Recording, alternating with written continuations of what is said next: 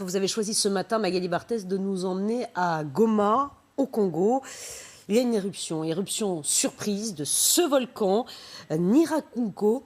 Vous le voyez sur ces images, le gouvernement a ordonné des évacuations d'urgence de toute la population parce qu'il y a une crainte. La question ce matin, Magali, c'est Goma pourrait-elle être rayée de la carte et pourquoi ? C'est bien le risque et regardez, c'est la panique générale, des embouteillages sur des dizaines de kilomètres pour quitter la ville, un exode massif, chaotique parce que Goma, depuis samedi, depuis l'éruption du Nyiragongo, ne cesse plus de trembler. 400 secousses enregistrées depuis qui font s'effondrer les maisons les unes après les autres. Alors hier, le porte-parole du gouvernement l'a reconnu, Goma et ses 2 millions d'habitants reposent sur du magma en fusion.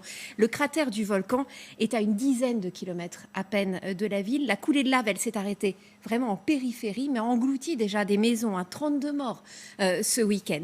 Et depuis, on assiste, ce qu'on voit, ce sont des gigantesques fissures comme celle-ci qui sont apparues dans Goma, qui traverse la ville, et il y a un risque à tout moment de nouvelles éruptions secondaires. Voilà ce que disent les autorités via ces crevasses. Résultat, 10 des 18 quartiers de Goma ont reçu l'ordre d'évacuer par tous les moyens, par la route, par le port. La population est à bout de nerfs.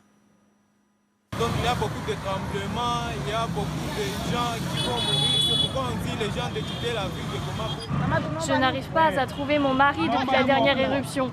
Que le gouvernement nous aide. Magali, le gouvernement doit nous aider. C'est cet appel qui est lancé par cette femme. Que fait-il, le gouvernement ? Alors hier, les autorités ont envoyé des experts au sommet du volcan pour essayer de comprendre ce qui pourrait se produire maintenant, quels sont les risques.